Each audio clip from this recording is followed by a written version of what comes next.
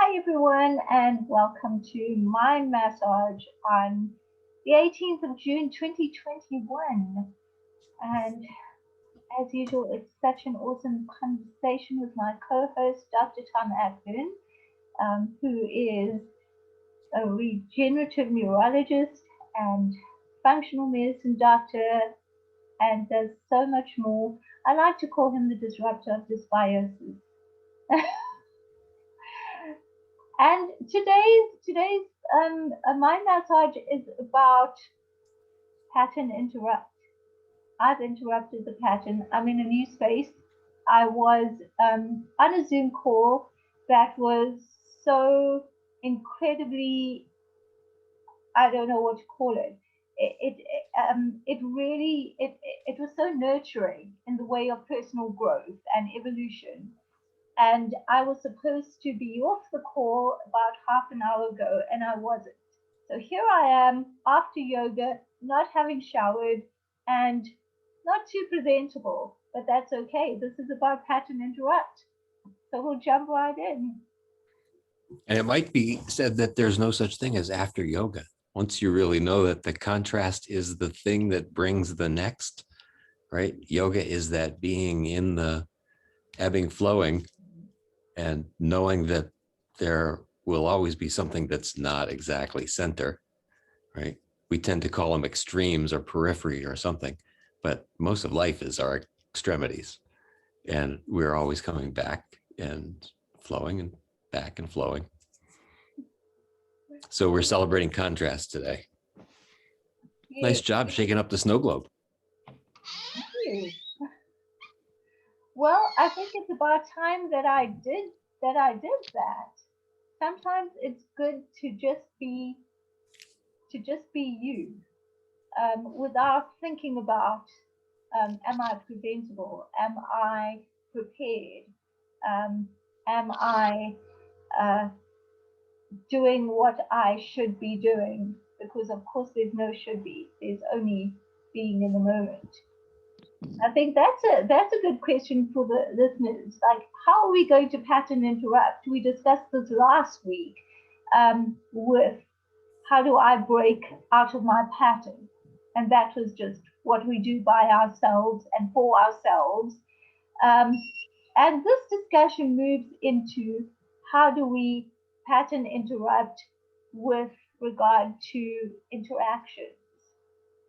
When I'm interacting with you right now, um, I've pattern interrupted. I didn't do what I was usually doing, and I've become okay with that.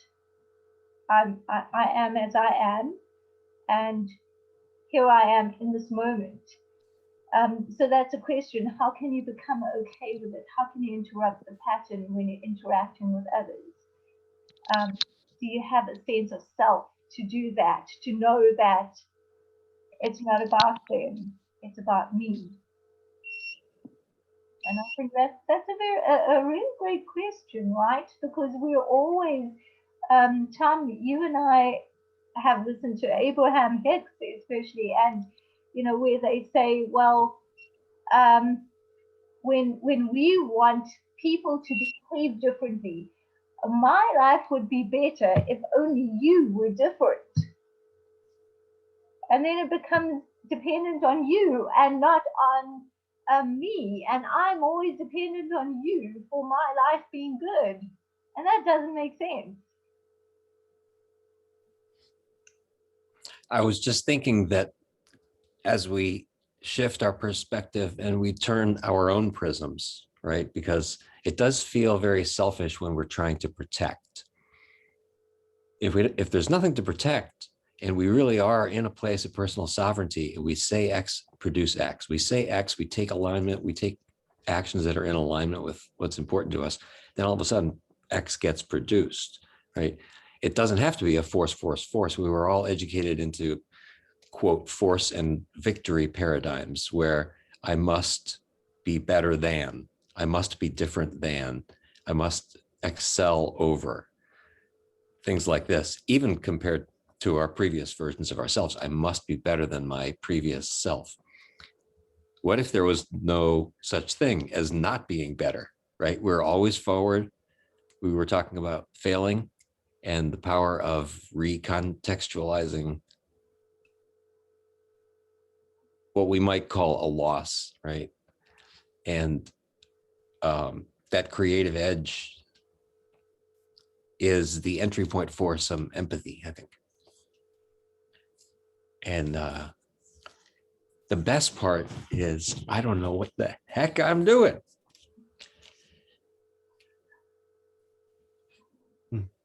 And that's a good, that's always a good point. When we don't know what the heck we're doing, we have nothing to go back to that's the foundation except ourselves. We can only go within and be from that point who we are within, because there is no prescription when you don't know what the heck you're doing. And I think it's the best place to be. And how can we apply that to our interactions with other people? And I think most people have this, which is why they're always succumbing to people's expectations. We all do this. It's so uncomfortable when the people we love or the people who have influence on us are in our lives and they're expecting us to do something. And then all of a sudden, we're busy finding ways not to tell them how we really feel or what we're really doing because we want that acceptance. So, how do we break that pattern? And do we want that in our lives or not? What are your thoughts on that?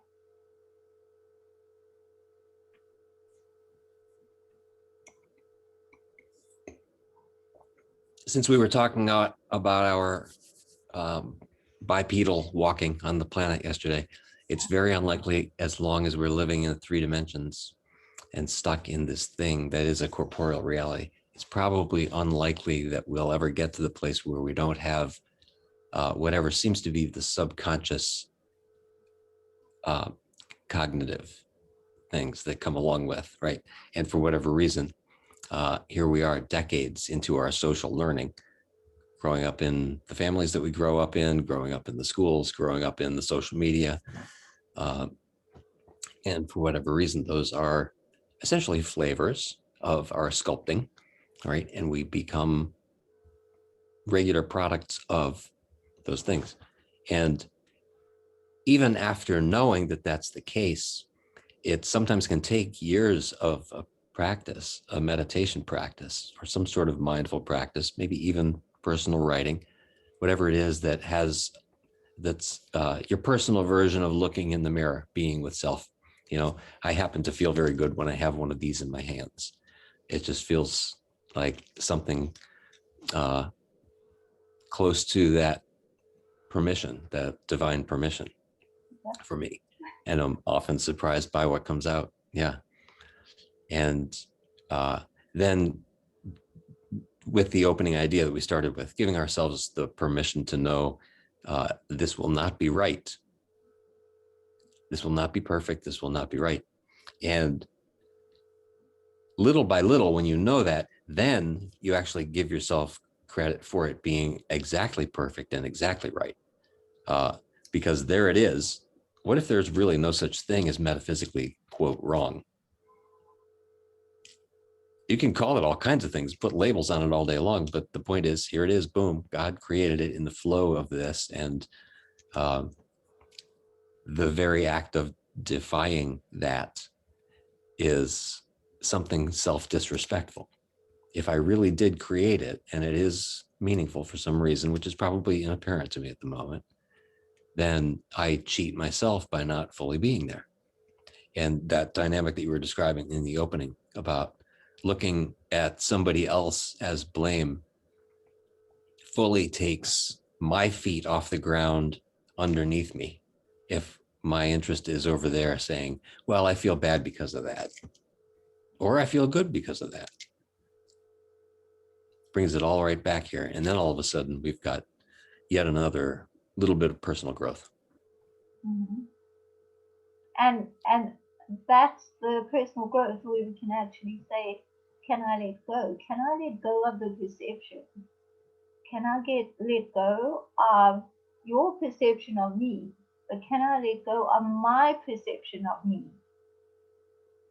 And it's both those things when you look at how am I supposed to be? And what you said about um, nothing is ever wrong, even in the contrast, it's seeding something that is right, something that is going to feel aligned with our being.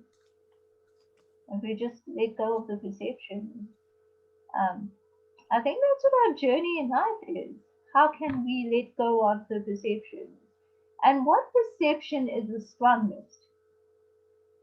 And if you're wondering that, think about this. What are you most concerned about?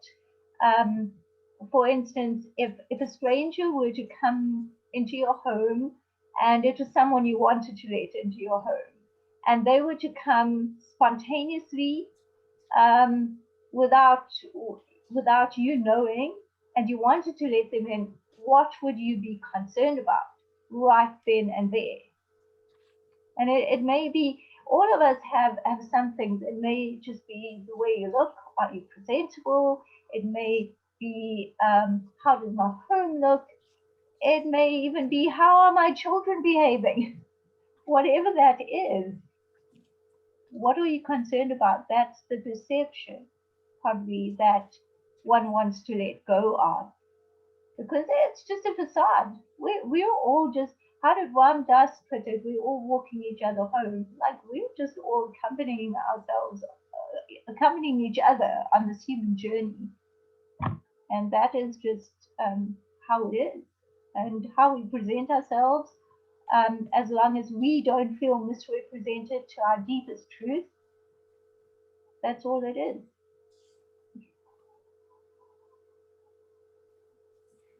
I started to get very interested in that sort of spiritual flexibility about 10 or 12 years ago. About 15 years ago, I started paying attention to that rebuild capacity and look at the human body and say, well, so what are the vibrant organic pieces of Mother Nature that come through food, that come through healthy soil, that come through food? If you eat animals, they come through animals that ate healthy food, like that, to bring the body to that best space so that it doesn't have anything to defend. So it can participate in all those things that you're talking about, right? It can dance in the conversation, as we used to say, right? It can kind of know what it knows, and it can be ready for a novel dance partner, new conversation, maybe even a threatening idea, with a bit of what I call cellular courage, emotional courage, physiologic courage. And when we can be there, it is not what a paradigm we were educated into. Again, back to say X and produce X. It's not, it's going to go my way and I win if it goes my way. You think about it, that's actually kind of a boring way of going about life, right? Go out for sure, get passionate about something. I think it's valuable for everybody to know what's important to them, at least for the moment. If I was doing today what I thought was important 20 years ago, I guarantee I would be miserable and bored, right? I found something else. I was wrong. And I have every intention of looking back in 10 years at this guy and knowing that the things I'm saying right now are pretty elementary, right? I want to be able to skyrocket from who I am, where I am. And that's the kind of thing I think that comes along with being able to structure a personal, call it a personal mission statement or a personal ideology, and then look around in an abundance mentality, not judging people who don't vibe with us, right? But looking around and realizing that actually probably most won't. And in fact, many won't even understand whatever it is we're asking for them to create. And then who was it? One of the famous inventors, I think it was Edison, 100th time on the light bulb, said something like, it's not it wasn't 99 failures. It was 99 times preparing, to get ready for the the victory. And that's what we're doing. That's what you were just describing, is the walk through life, and the promised land is guaranteed. The light at the end of the tunnel, whatever that is guaranteed. And that requires the unattachment, where we can say that, like you said, I want to be like, I want to be an evolved being compared to now in 10 years' time. I want to look back and say, okay, that was rather elementary. And that's a sense of intention, and a sense of purpose, and a sense of what you call always meeting life on life's terms. Because if we do that, evolution is just inevitable. And that being the case, how do we get unattached? And maybe the first thing to do to be able to do that is, how do we unattach from conversations, people's opinions? When someone has a different strong belief or opinion to the strong belief or opinion that we hold, do we believe in personal choice? And if we believe in our personal choice, which I think everyone does, then how can we not believe in the same for someone else? It shouldn't actually matter whether it contrasts with ours or not.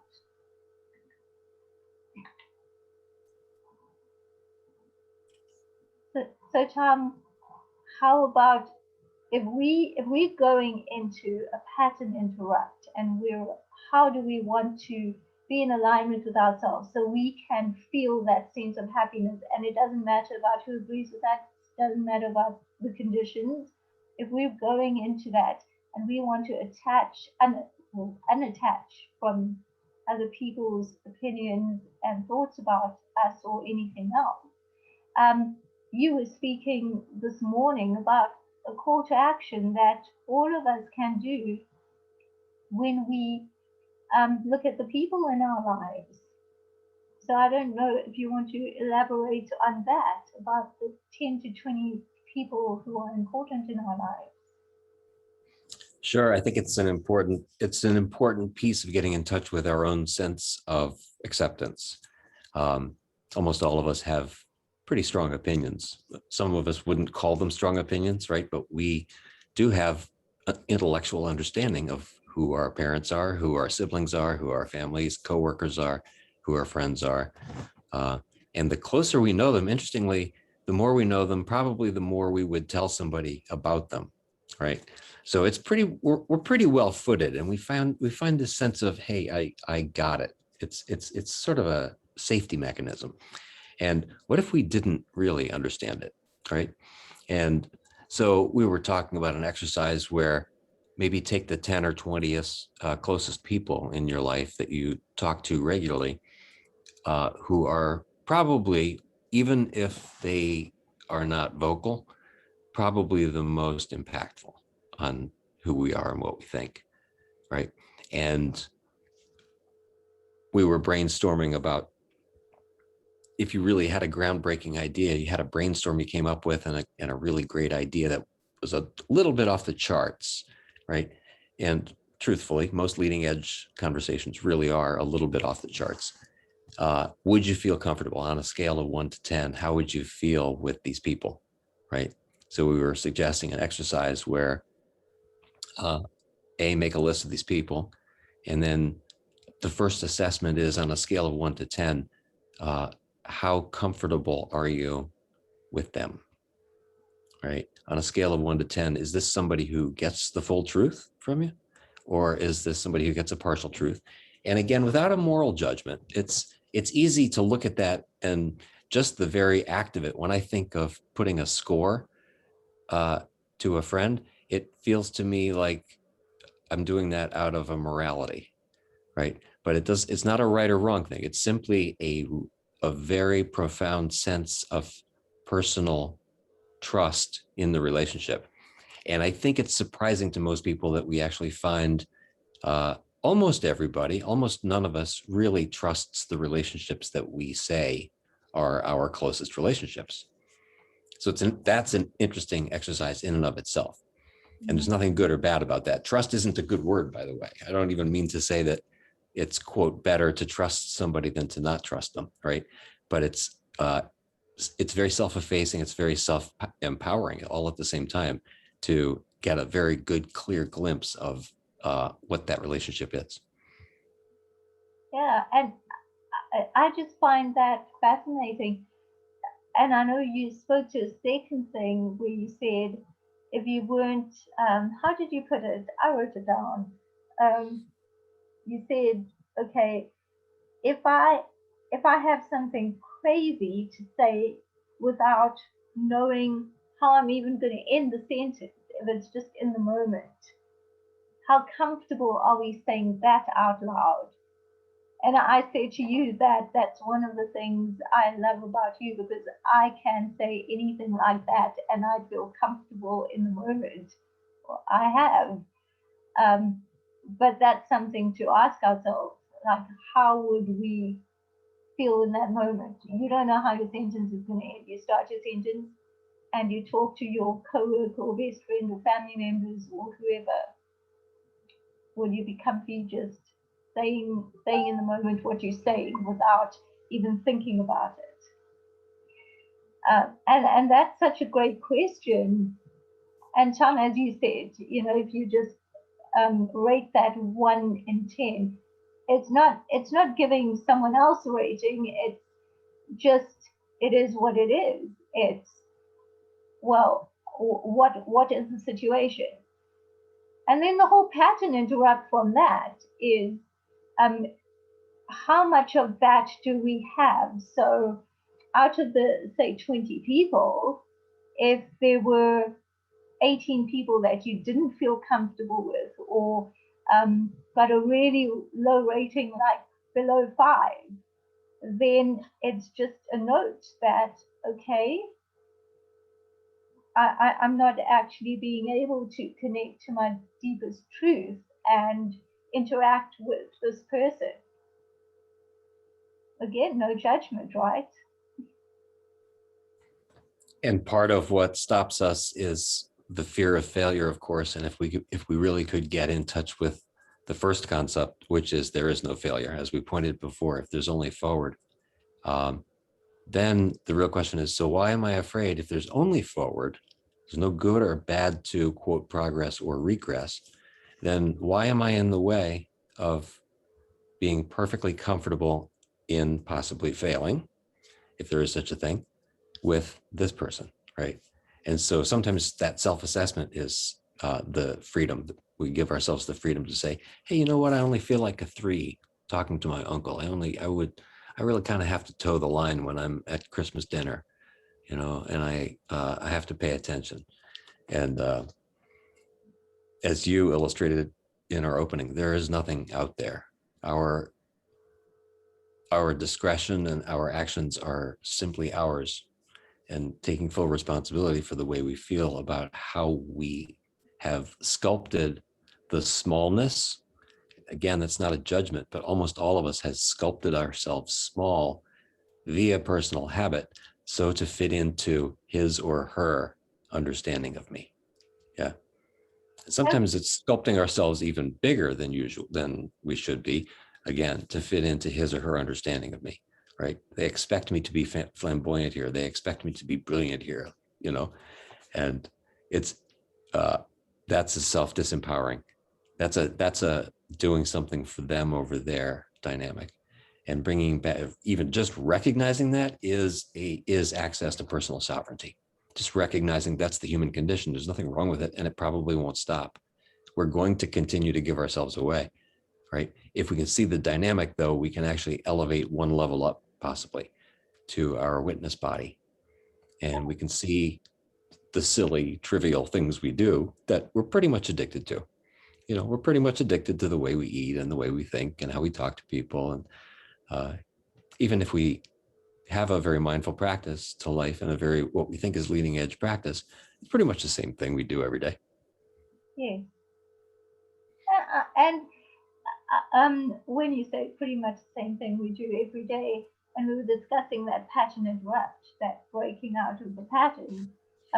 Going back to that exercise, when people do that, you can actually go back, and the first question you'll possibly ask, and again, no judgment, you should never even be judging yourself, but the first question you ask is, okay, so does this person nourish me? I've just asked that question. I've rated the comfortability factor, comfortableness factor, 1 to 10. Um, so am I nourishing myself in this relationship, or does that person nourish me? And I think that's a question about giving away your own power. That's a question away from personal sovereignty, because as we know, we create our own experiences. We're the ones who make the choices and decisions, not anyone else. Even no choice and no decision or sticking to the status quo is a decision in itself. So when we go back there, the question that we could ask for personal sovereignty is okay, am I nourishing myself? And it's not through the relationship. Am I nourishing myself in this situation? How could I nourish myself better? And it may be to just meet the situation on a higher level, like you talk about meeting life on life's terms, just meeting it at a higher level. It may also be taking ourselves out of the situation, and that is fine too. Sometimes it's good to do that, because then you're nourishing yourself as well. It's a pattern interrupt to what you usually do. You may not want to have the person have a monologue about your actions. That's okay. And going back to the exercise, what can we get from that exercise? It can just get we can get that on the whole, have we or are we nourishing ourselves in life, or are we not? And are we attached to expectations and opinions, or are we not? Are we attached to situations, or are we not? And collecting that data is so important, so that we can rise to a higher level and decide, what am I going to do? What am I creating in this moment? And that's your moment of taking personal sovereignty. So I really urge you, the exercise that Tom spoke about, do it and just see, am I taking personal sovereignty in my interactions with others?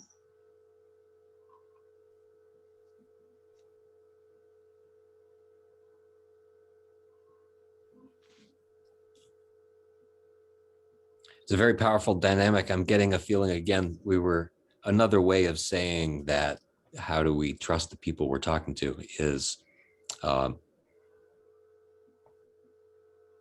it somebody who knows the truth for real, right?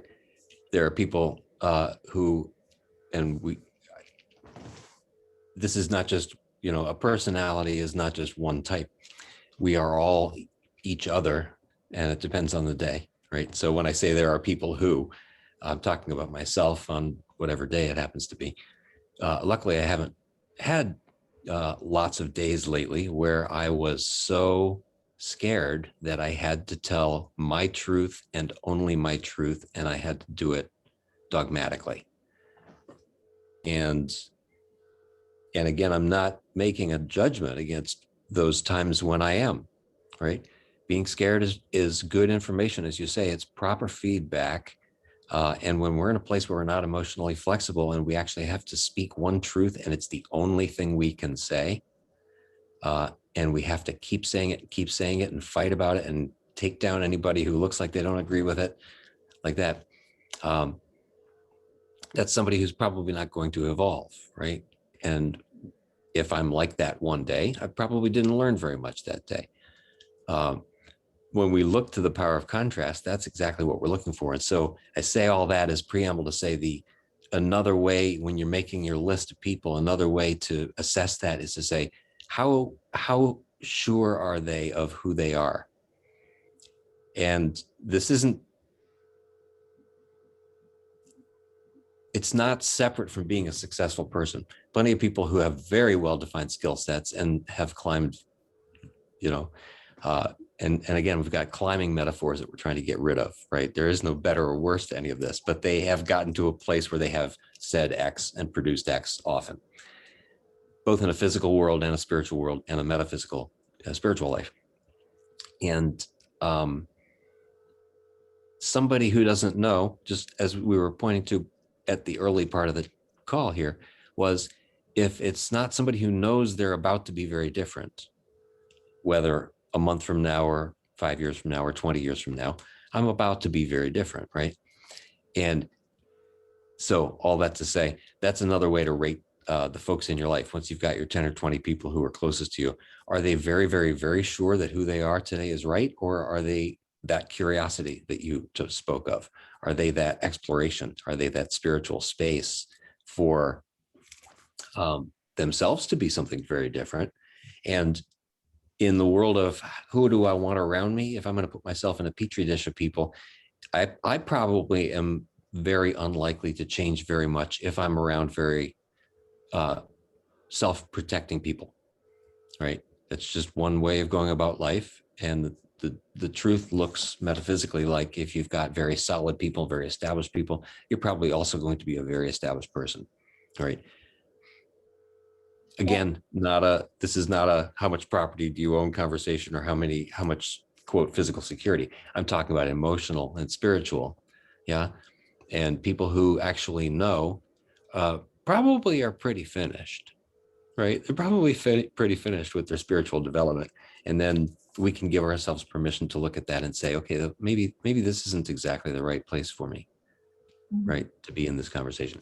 And it doesn't mean you have to physically remove yourself, but I think it's access to empathy. I used that phrase earlier. I think it's access to empathy because once you see, that person over there, my uncle might not actually be the guy that I thought he was 30 years ago. And he might not actually be somebody for me to trust in.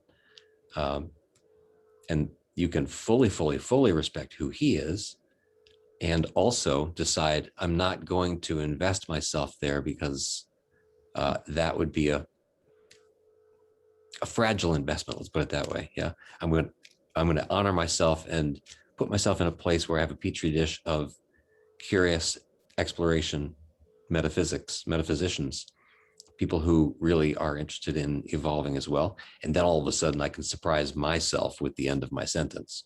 All right. Then I can say things that are a little on the edge of crazy and say, holy moly, I didn't even know I knew that. Right.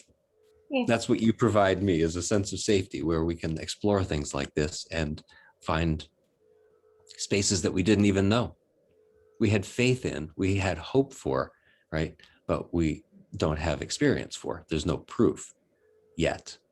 And then stepping in is that very sense of becoming that Abraham points to, you were describing, is itself the manifestation. Yes. And on that note, that's such a good note to end on. First, you're collecting the data, and then what does the data tell you? You've collected this data. What does it tell you? It gives you choices, and then you can choose. And is this the place for you? I love the way you put that, Tom. Is this the place for me right now, right here? And you can decide that too. So that actually gives you a lot of, you've done a lot of research. So the next time you're in a situation, whether it's, a holiday dinner or you're with people in the same organization or the same whatever social community as you can actually use the data that you've collected and take some personal sovereignty and choose to act in a way that aligns with you, in a way that honors who you are.